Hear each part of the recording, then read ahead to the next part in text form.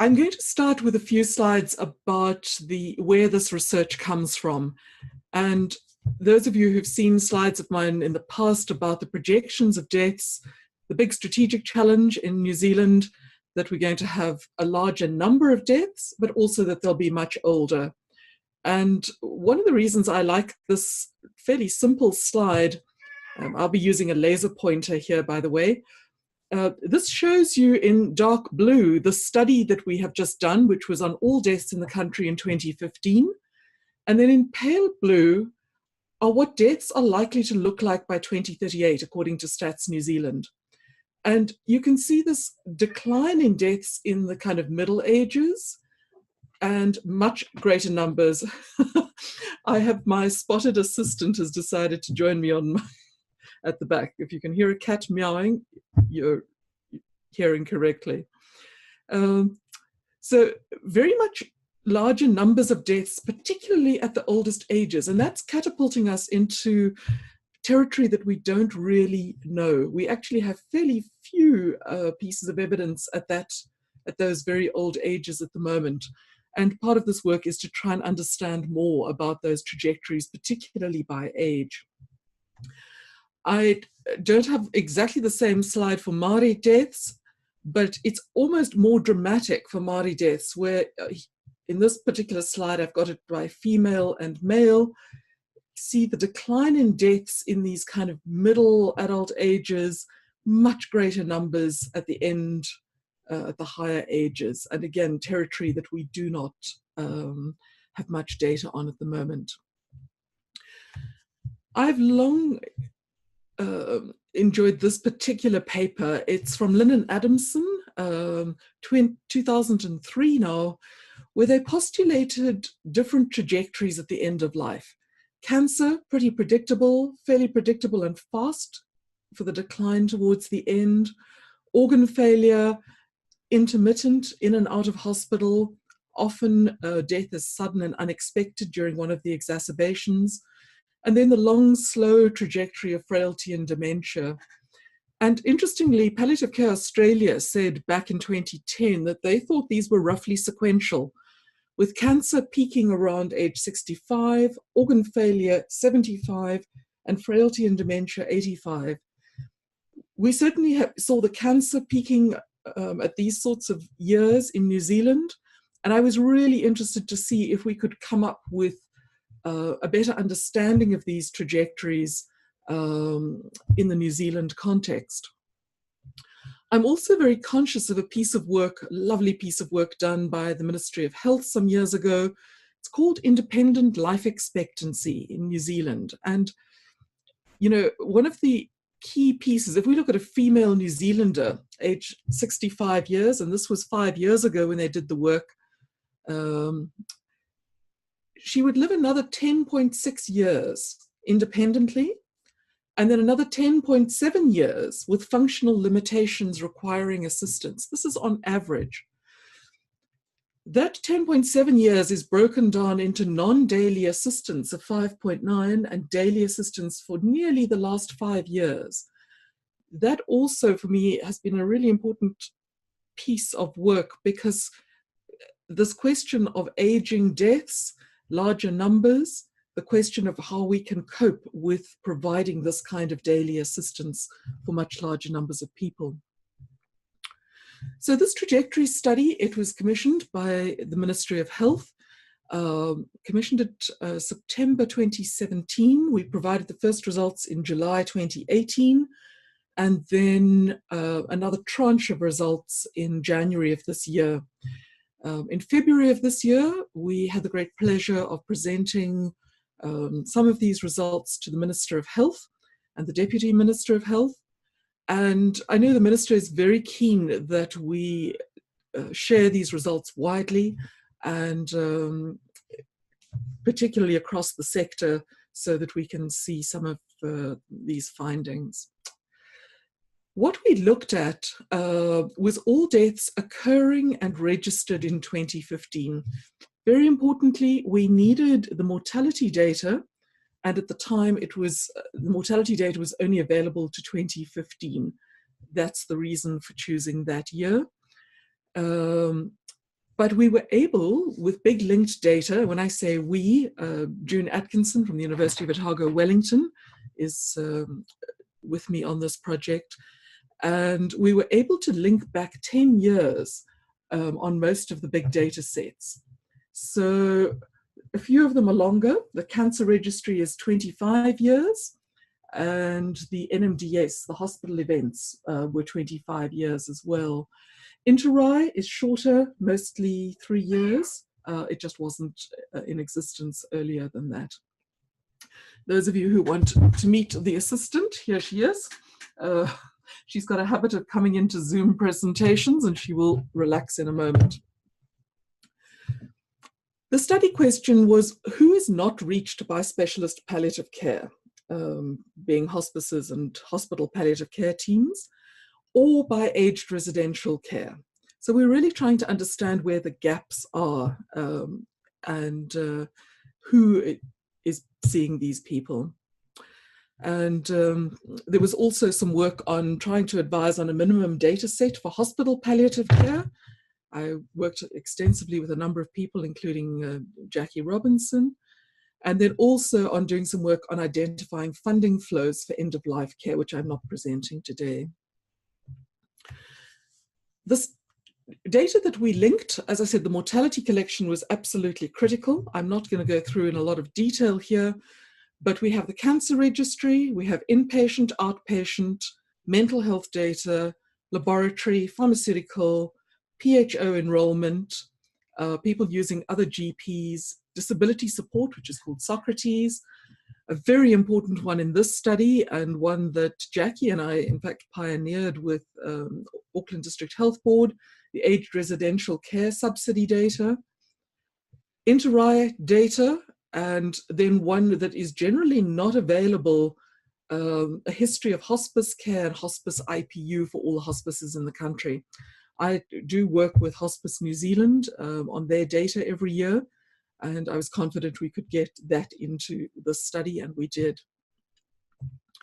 So just to start with some new insights from having this big linked data set. This particular picture is quite simple when you look at it now, but it's something I've been wanting to do since the days of working with Cancer Control Council at the Ministry of Health. We just haven't known what everyone who was in the cancer registry dies from. And so fairly simple to do once we had all the linked data. The dark blue here is a classic shape for cancer. I come from Africa, and I tend to call this a hippo shape. It's got a head, it's got this body coming out of the water. We see this shape all over. We see it in hospice data, we see it in the cancer registry data. The part we had never seen before was this pale blue. And these pale blue are the people who were in the cancer registry at some point in that 25-year period, but died of something else. And it's really interesting. It almost acts like a cloak on the back of the hippo. The shape makes sense when you see it now, but we certainly didn't know the size of it or the shape of it before. And so the longer you live, the chances are you are not going to die of cancer. You're going to die with cancer and die of something else. And I've given you the detail of what the cause of death actually was for those who didn't die of cancer. Again, much of the detail to leave to you to look later, but of course circulatory conditions are an important part, respiratory conditions are an important group. This particular picture would have been a real shock if Jackie and I had not looked at this with Auckland District Health Board. And I think when we first saw it, it was an enormous shock to realize that this green part, let me just explain, people with an aged care subsidy or they died in aged residential care by age band. So once you get up to 85 plus, 63% of people have aged care at some point in their trajectory, usually at the end, and it keeps going up. And so by the time we get to 100 plus, it's nearly 90% of people have got aged care in their trajectory. We'd never understood this before because we tend to see only the small proportion who are in aged care at any one point in time. But this is looking at all deaths in the year and looking at how many of them used aged care. And it's really sobering to realize that of all the deaths in the country in that year, 31,135, 44% of them used aged residential care. It really dramatically illustrates how important aged care is in the palliative care story. We can also, because we've got hospital and aged care events in there, we can see the proportion that are going into a public hospital and dying in a public hospital at the end. I think hospitals, and again with Auckland District Health Board, they had a sense of more people coming in, but it's largely because they're seeing these numbers in dark blue. They're not seeing the big group that do not come in at all. And so very interesting to be able to talk, particularly to the health of older people teams, about the numbers that are utilizing public hospital right at the end of their trajectory, coming out of aged care and into public hospital. One of the most exciting data sets, I think, and it's easy to use, which is a great pleasure, is interRAI. And the more I work with it, the more interesting things we've been finding in it. This particular picture shows you the proportion of deaths in each age band that had an interRAI at some point. Now, the dark purple here are people who have an aged care subsidy and they've had an interRAI. And the pale ones are the ones that only have an interRAI assessment. So that would be for home care typically, or it was done in a public hospital and they didn't go into aged care. And so you can see the very big group that end up, the dark purple here, that are utilizing aged residential care. And we also, of course, have long-term care assessments for. The dotted part here, just for your interest, this particular study was done in 2015, and it was a time when the long-term care facility assessments were only just becoming compulsory. And so not everybody had one. We've then estimated who we think should have had one but didn't. And that tends to be larger at the older ages. I think people may have been too frail already. And in that year, they just simply didn't do an assessment for them. But that's the sort of expectation you have of how much data you would have on the deaths in a year if you use the interRAI data.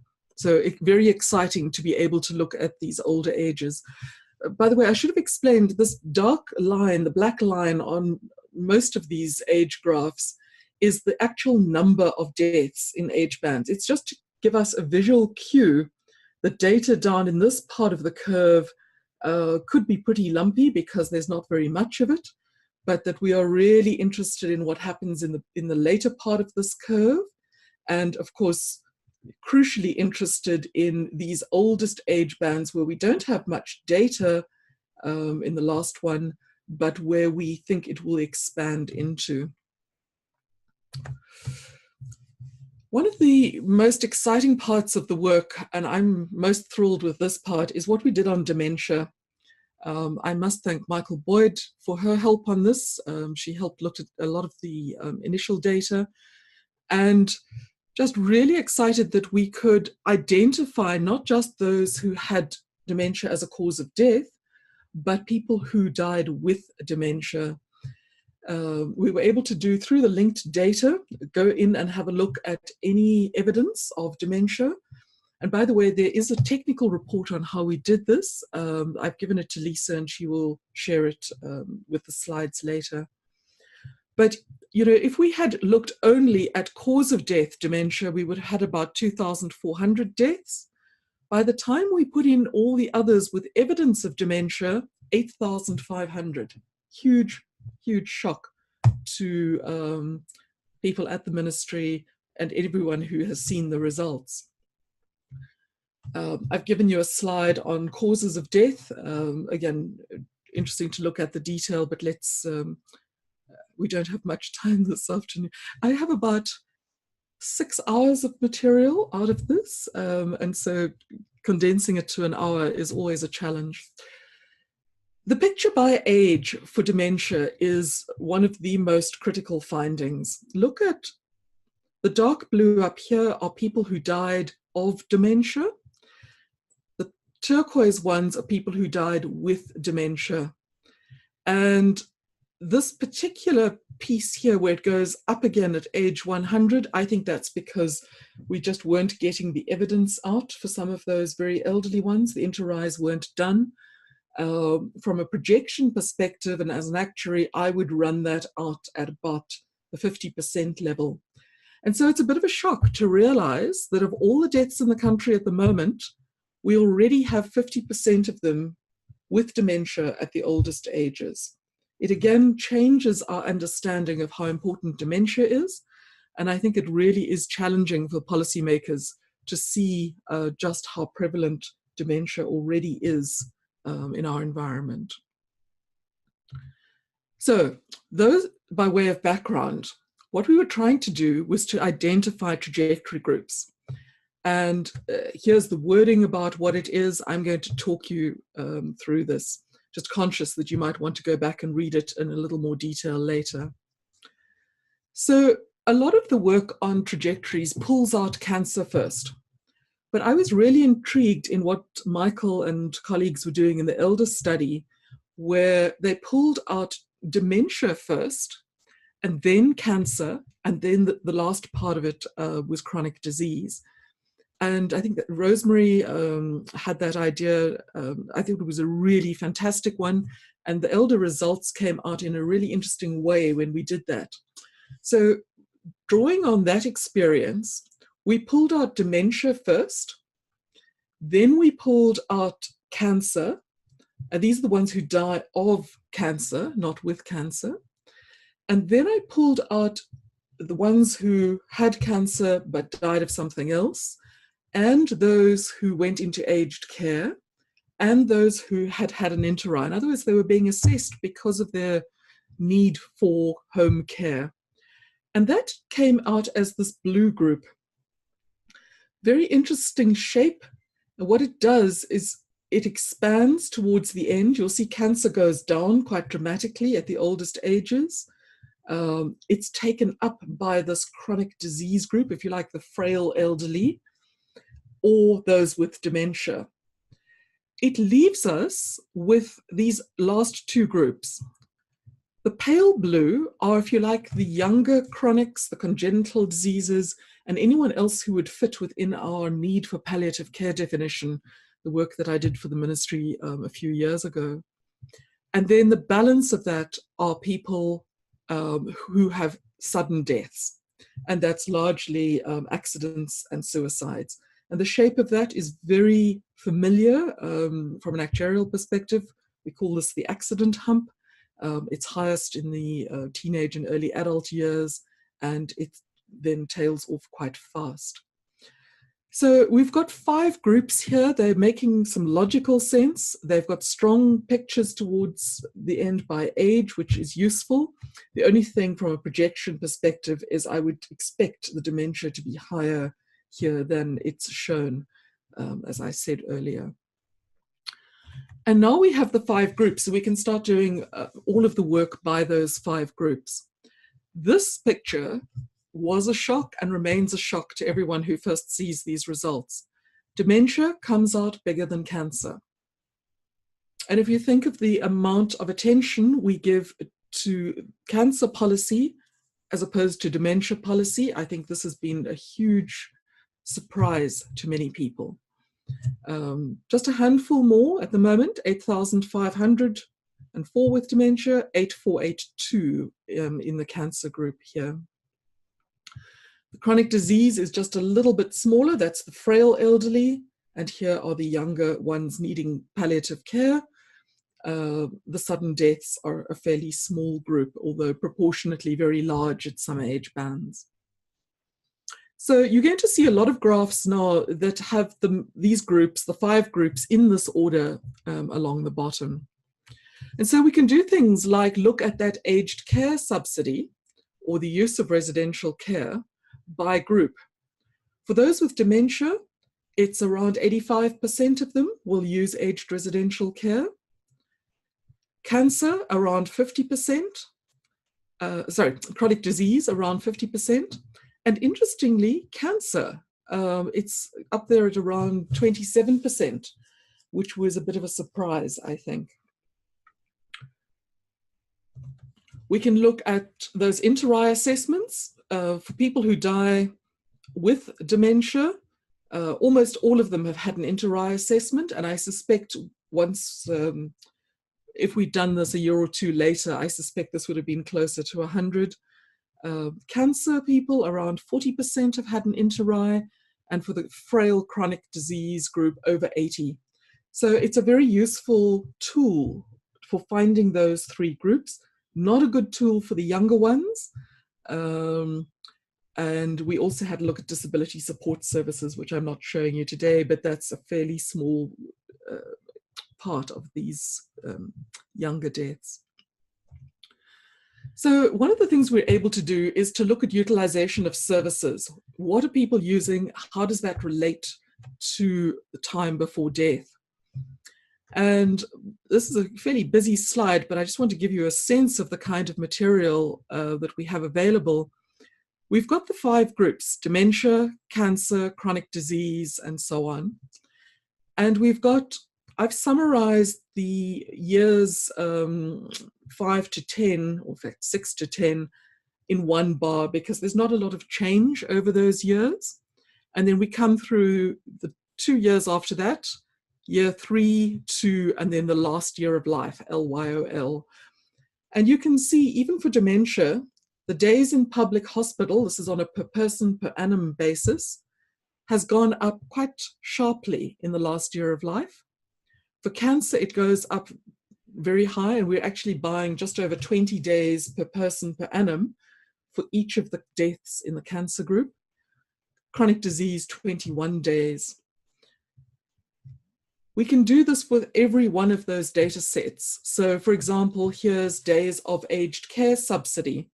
You can see the dementia group starting quite a bit earlier. In the last year of life, we're buying 229 days of care in aged care for them on average.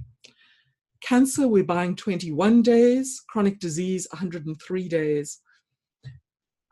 From here on, I'm only going to just flip through the graphs because it's one of those things you'd probably want to have a look at the detail yourself, but we can do this on ED admissions, outpatient visits where cancer is very high, medicines dispensed, and I know Michael's been really interested in this data and whether we are seeing deprescribing and the likes. Laboratory tests, cancer has the largest group there, or the largest utilization. Days with hospice, look how dramatically different it is for the cancer group. And I also have days in hospice IPU, which looks very similar, but it's just a different scale. It is again concentrated around the cancer in the last year of life. The interesting thing when you put these together, the big bed types together, public hospital in dark blue, aged care in green, hospice in dark red. And you get a sense of what we are needing to buy and where people are in particularly that last year of life.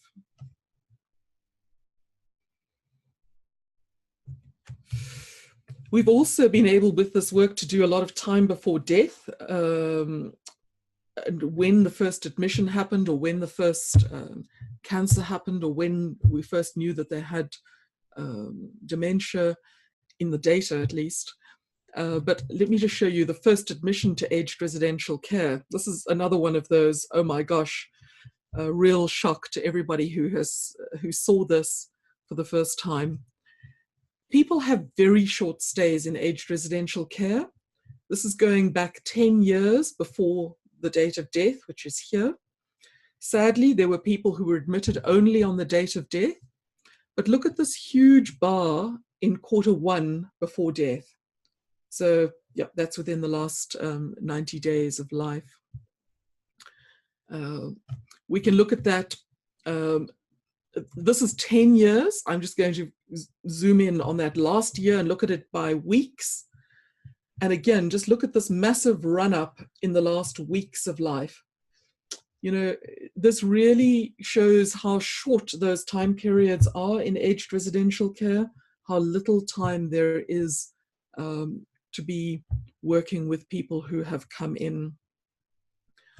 I think it's a really important element that goes into reimbursement discussions about what happens with palliative care in aged residential care, but it also tells you something about the burden on staff and about the burden on families, Marin, of these sudden changes at the end of life. So we can look at this across different groups. Here's the dementia group. And surprisingly, how many are coming in that last 3 months of life? We can look at it for the chronic disease group. It's an even steeper group in the last 3 months. And I'm doing this all on the same scale. And there's cancer coming into aged care in the last 3 months of life.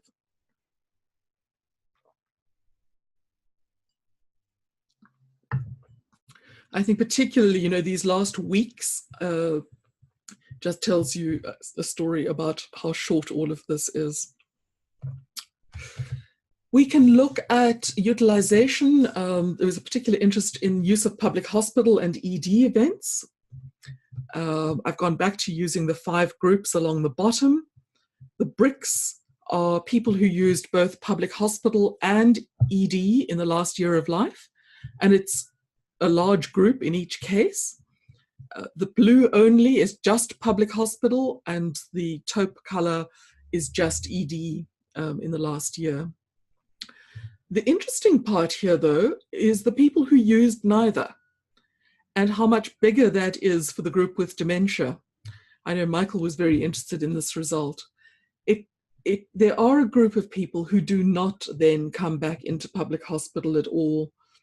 And you can see it very interestingly by age, if we use the same coloring, that at these oldest ages, you're getting up to very large proportions who simply do not come in and use public hospital or ED at all.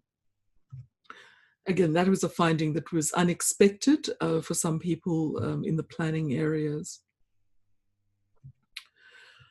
One of the things that has really been rattling my own thinking on some of this, you know, we talk a lot about keeping people at home, but if we look at where people are, this is the proportion using some sort of institutional bed at the end of life. In other words, they're in a place that's either aged care or hospice IPU or public hospital. And so for the dementia group, it's over 90%. For cancer, surprisingly, it's almost 70% of people. For chronic disease, it's over 80%. And I think this is very different to the rhetoric we tell ourselves about keeping people at home. And so a large part of the work now is on looking at these transitions and when they're happening. I'll tell you a little bit about that at the end. The shape of that by age is really sobering. Don't worry too much about the youngsters. You know, the under ones tend to be in hospital if they die. So do the children. But look at it here from kind of age 20 onwards. It's almost a straight line. And the older you are, the more likely you are to be in a bed somewhere and not at home. And so that's been a sobering issue, particularly thinking about what might happen in the future. So let's have a look at some of the specific bits here. I'm going to concentrate on hospices, aged care, and who is being cared for only by primary care, and look at it relative to the need for palliative care. So again, keeping our 5 groups along the bottom, here's the use of hospice services. We've known this for a while, that hospice is still strongly represented with cancer. There is a group, though, 22% of the deaths from cancer did not use hospice at all. Hospice saw about 17% of the chronic disease group and about 14% of the dementia group. Overall, 30.7%. And that's very similar. When I work with Hospice New Zealand on an annual basis, we always look at the deaths, the total deaths published by Stats New Zealand compared to the numbers that they have seen, and this is in the same sort of ballpark. So not a surprise, but probably the first time these figures have been in the public domain. We can also see how many people are using IPU. 31% of all deaths from cancer used hospice IPU. 46.5% were with hospice but didn't need an IPU stay at all. So again, very useful for planning, and particularly the high usage of IPU for these groups relative to the number who are being seen by hospice is also an important part for their planning. Here's specialist palliative care. There's actually a whole chunk of graphs that go between that last one and this one in terms of building up the story about specialist palliative care, which we didn't really have time for today. But if anyone wants to unpack that with me, this is as close as we can get. It's the first time we've had an estimate of the use of specialist palliative care. It's an estimate because it wasn't able to get all the hospitals to submit their data by NHI number, or all the hospital palliative care teams, actually. It's not the hospitals themselves. But the palliative care teams, we have a problem with recording data and sharing data, and we don't have a national data set. And so this is an estimate, best estimate, that probably 90% of those with cancer saw specialist palliative care, but only 22% of the elderly chronic, the frail chronic disease group, and about 17% of those in the dementia group. The picture by age for specialist palliative care is really interesting, and it's almost like a modified hippo. The hospice picture would come in under this, and then there's a degree of overlap between hospital palliative care and hospice. But it was surprising how hospital palliative care had a very similar shape to hospice. Slightly younger, but it's also got this kind of hippo back to it. And that means that the big group that are missing out from specialist palliative care, not people in the younger ages here, it's people from kind of age 50 onwards, and it expands pretty dramatically as you get to those oldest ages. Just a word of warning, I think this understates what's happening in the childhood years. The specialist pediatric palliative care network is really active. Starship, of course, is really active, and we don't have figures for them in here. So yeah, I think that this is a real understatement. Be very careful about the under 20s, but from there onwards, in fact, for a few age groups, we're actually doing better than we would expect in terms of the need.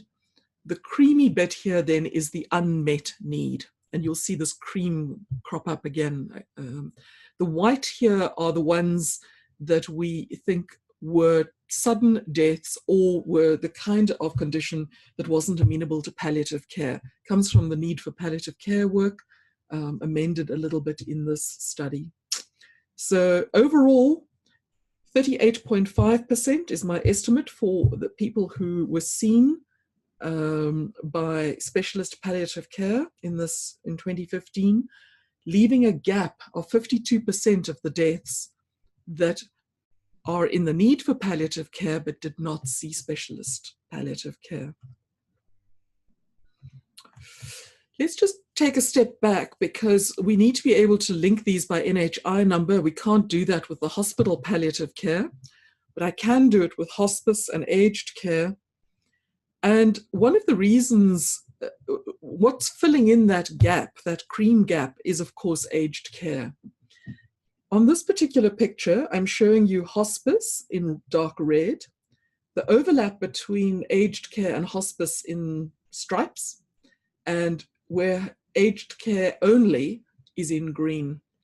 And so, for cancer, hospice only is the dominant mode. 58% of the deaths saw only hospice. Another nearly 20% were both aged care and hospice.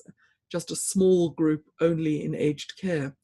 But of course, the dementia group, dramatic 76% seen by aged care only, not by hospice. And then you can see through the other groups. When we look at that by age, I think this is one of the most important pictures coming out of the study. Here's the red hippo, which is classic for hospice cover. This part down here in stripes are people who were in aged care and seen by hospice. And this green funnel is seen by aged care only. And so we finally have a sense of where the gaps are. Remember, the white are not in the need for palliative care. The cream then represents the proportion of people in each age band who needed or fall within the need for palliative care and are not seen by either hospice or by aged residential care. Are they being seen by the GP teams, the district nurses? Possibly, probably. I can't tell. We aren't able to link that data in at the moment. There isn't a national data set on it. But those are the cream group are the ones to focus on. It's 26% of all deaths in that year were not seen by hospice or by aged residential care. That cream will be a slightly less if we take into account hospital palliative care, but without being able to link by NHI number, I can't tell you exactly. I can't make the estimate here. It becomes too complex. We're making too many assumptions. But that would be, if you're in hospital palliative care, that's what we need to strive towards, is being able to get a data set that we can routinely link into this kind of thing, and then see what that cream gap is after we take into account hospital palliative care. Just some figures that we did and shared with the minister. If you want to look at the key things, gender, ethnicity, and NZ-DEP, I'm going to take these one at a time. On the left here, we have gender, and we have in dark red the use of hospice. The white is, again, they're not in the trajectory need for palliative care. And the cream is then the gap. And what you're looking for is who's got the smallest cream. And in fact, men do better than women in terms of access to hospice.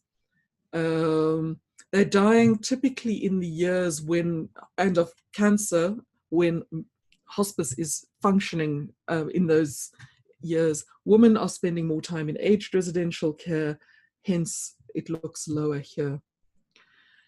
If we look at ethnicity, just look at the red for the moment. The highest group is Māori. 35.4% of all Māori deaths in that year were seen by hospice. Asian would be the next highest group, followed by then Pacific and then NZ European.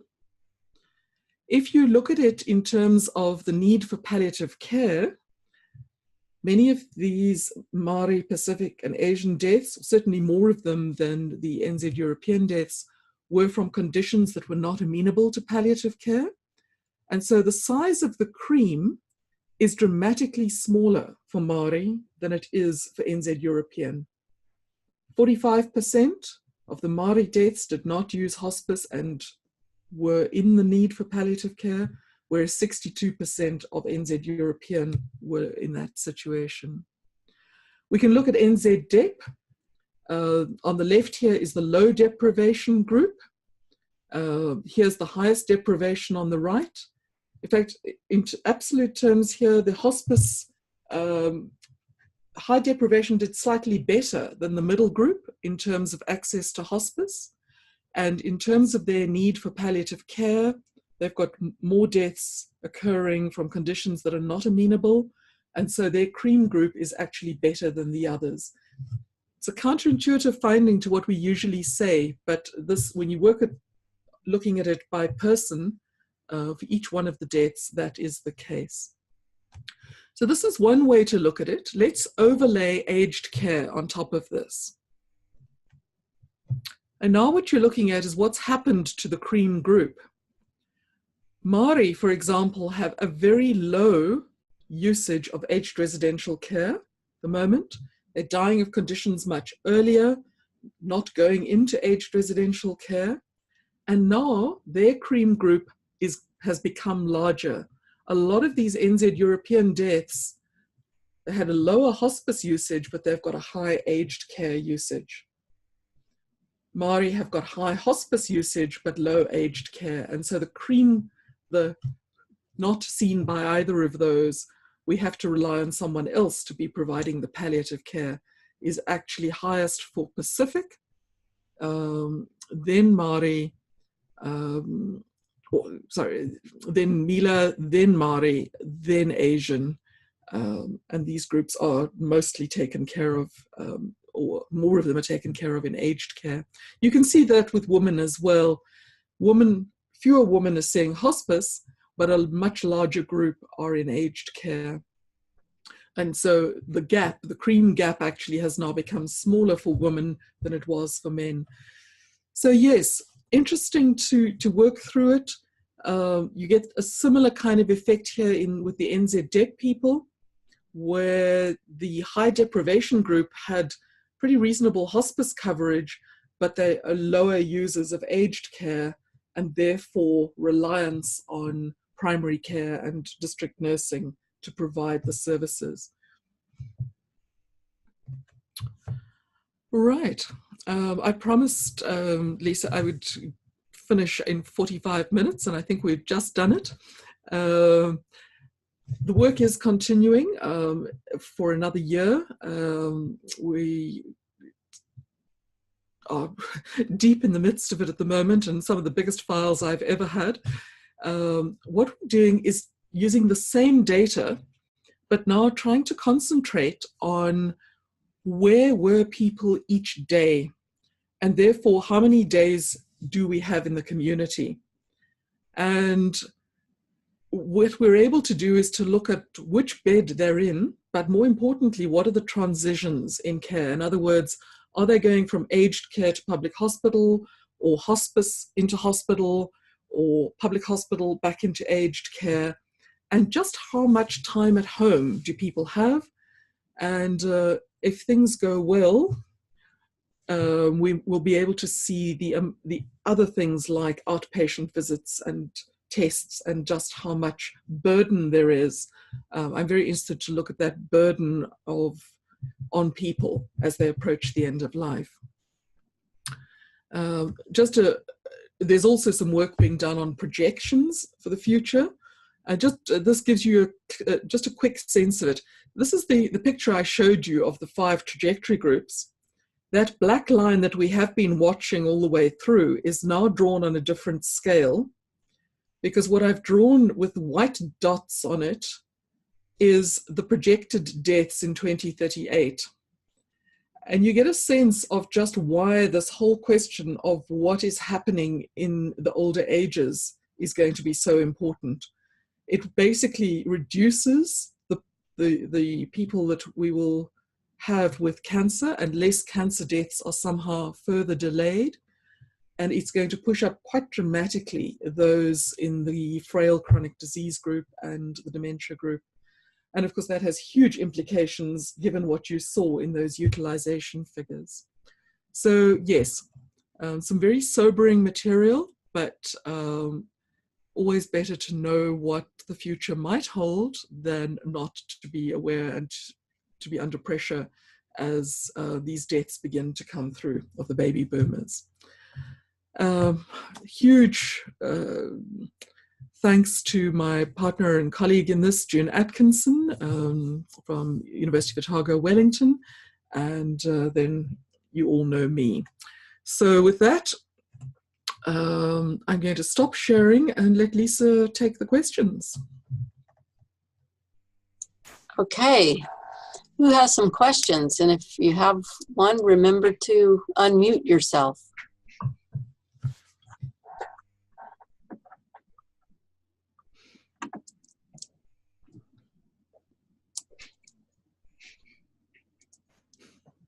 I'm just going to have that first question. Well, I wrote down something, or I'm curious about.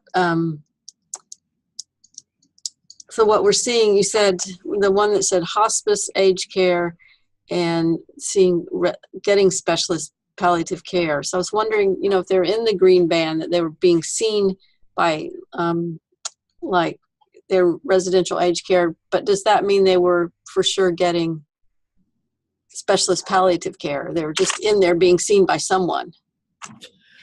Lisa, good question, and Michael's a good person to talk to about that. You know, I think it's interesting. Hospice did a survey this last year. I did a survey for Hospice about how many aged care facilities were receiving support from Hospice.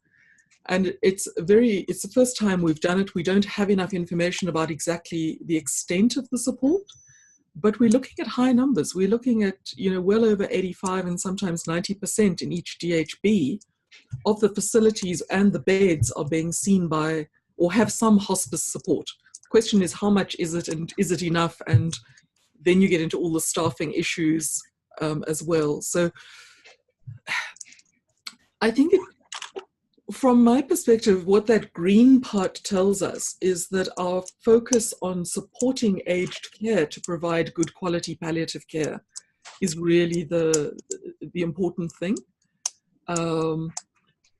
Ways to measure it are another issue entirely. I mean, Maren, there's an entire PhD in there, I think. But, you know, the kind of work Jackie's doing with voices is one way to measure this, about whether we're getting good quality care or not. But yes, we do need a way to try to understand whether it is enough or not. I can also see Carol McCullum in the videos, and she's often made me have another look at these figures.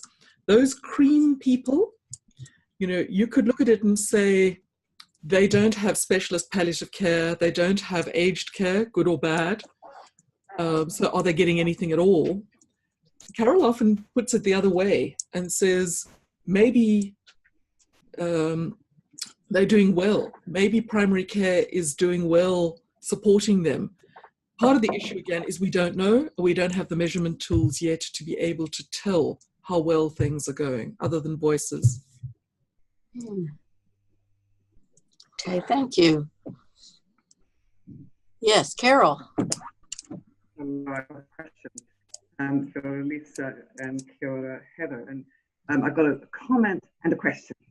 And oops, and there might be some renovation noises here. So if there are, just go like this, and I will mute myself again. My comment is that no matter how often I look at these data, I continue to be impressed by the impact. The thing that's occurring to me is the surrogate hospice. Those data, I think, is page from slides 35 onwards, that show people going into residential care settings in their last, on the day of their death, in their last 1, 2, and 3 weeks before they die. We've got a lot of work to do there, and a lot of thinking by hospices. My query is a little bit different, and I'm not sure. I have a feeling that this has been thought about heavily. I'm thinking about the people who die and the ages at which they're dying now, because the future is here now. And how does that match up with the potential carers and the existing demographics of people who might care for them? Is there any overlay of those graphs, and is there any projection into 2038?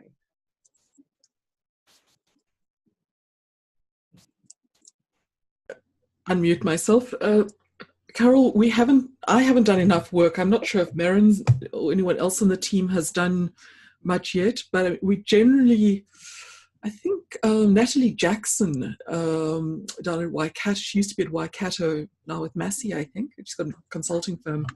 Natalie's done a lot of work on the aging of the nurse population, and I suspect she's done part on the carer population as well.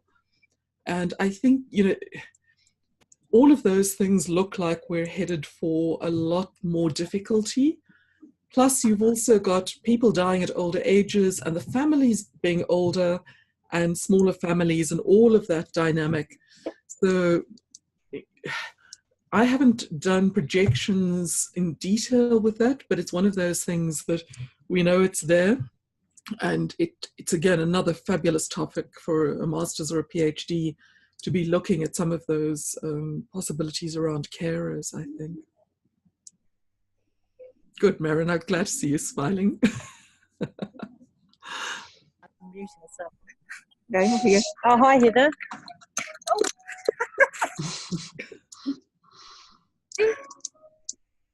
Can you hear us? No, she can't hear. Hello?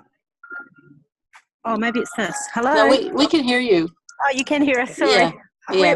We're sitting in a public area trying to look like, I don't quite know what we're trying to look like, but anyway, we're in a hotel at a conference in Rotorua. And the music's nice. You like the music? Yeah. A couple of questions that arise to me is that you and I have spoken about this before, is the cream group worries me quite a bit because actually it's sort of invisible. We don't really know anything about that group yet. What I wonder about is the invisibility of non-specialist palliative care. And I suppose that sort of answers my question around the cream group as well, is that it's very hard to measure the palliative care that is integral to everybody's practice, which we talk about a lot. And then alongside that, I guess, is the concern that are the right people being seen by specialist palliative care in terms of need and complexity, because we're looking at this from a diagnostic group, rather than complexity, which I know is hard to measure as well, but services involved at the right time. I don't know, is that a question? Maybe just a comment, I don't know. No, I think good comments, and we need to drive to being able to find some sources of data to put in here, to being able to, I think you've got the best chance of it up in Auckland, of being able to integrate some of the district nursing data. You've got your own good data. At a national level, we have a huge problem. There isn't a national data set on some of these things. The district nursing isn't in one set. We don't even know whether somebody went to the GP. All we know is that they are enrolled in a practice, and we know if they go outside of that to another practice, but we don't know, how many times, when were they seen? So we've got huge gaps in our understanding of that cream group. And yes, if you said, is there work to be done? Of course there is in the next couple of years, trying to drive more of the data sets into here, but also, all the other qualitative work that gets done in research to keep looking at these issues and tease them out. Is the PHO data set got any useful information, Heather? It can tell us that they were still enrolled, and it's only on a quarterly basis. So we can tell that they had at least, that they stayed enrolled, and it can tell us, which practice they were in, but it doesn't have anything more than that. And, that's one of the things I am really surprised, that we have public money going to practices and we don't have data coming back. I think any service receiving public money should be providing data back into the system for some understanding. But, this kind of understanding of what is happening to everybody, look at how many data sets we had to link. It's not done routinely. the fact that people are surprised by some of the results is almost a shock. This is some of the stuff we should actually be looking at if we are trying to manage the health system. So I'm really keen on much more routine data linkage, and then interrogating it. One of the interesting things about having this data set is just how much information we have got, and therefore other questions we can ask. And so I think Jonathan Adler was one of them. He looked at it and he said, oh, I'd love to do something on opioids and opioid prescribing. Michael looked at it and said, I'd love to do something on deprescribing and have a look at the detail. We've got literally down to, the molecules used, how many packs and what pack sizes. So you could actually interrogate this, for another few years. I think I'd be more keen to do another version of it on a more recent data set. But it's also the kind of thing where, we could think of one big linkage that a whole lot of other studies then flow from, because, you've got it all done in, the linkage is the hard part, and cleaning it to the point where you can ask questions of the data. But once it's in that form, my gosh, I would love students to come along and say, I'd love to take a piece of this and do this. We can quite easily get the extension on the ethics approval for that kind of extended work on the same data set, or linking other data sets. Some people might say, gee, in our region, actually, we can get the district nursing and, hospital and some other things. Can we link that to that piece of it and then take it further? Love to do things like that. Yeah, it looks like we have time for one more question. Who out there in Zoom land would like to ask a question? I have a question. No, it's Lori Peters from Harvard Hibiscus Hospice. We're on the POI team. Thanks, Heather, for a great presentation. I just have another question about the cream-colored set. And you were saying that this is a group that's defined as needing palliative care. Are they being defined because I just want a little bit more explanation on how they were defined as needing palliative care? Was it identified by using a SPIC tool, or how were they identified? As I said, this comes from the work on the need for palliative care, which there's a big report on it, and there's also some spreadsheets that go with it. If you email me afterwards, I'll send that to you. There was a clinical group involved at the time. People like Carol were on it. Can't see anyone else on screen today who was, but it is a particular definition. It comes from some of the international work, amended for New Zealand conditions. And so those are the ones we would expect to have had a need for palliative care. And it's related to that there was time for palliative care. The things that fall out of that are sudden cardiac arrests or accidents, suicides, and the likes. Okay. Okay. Well, thank you, Heather.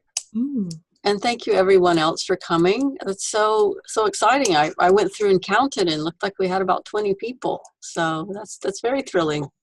And thank you to all the people around the area for showing up. And we'll hopefully do this again next month. And we'll have Heather's slides, and we'll have a recording of this presentation up on our blog site either later today or tomorrow morning. So thanks again, and I'll go ahead and end the meeting. Thanks. Bye.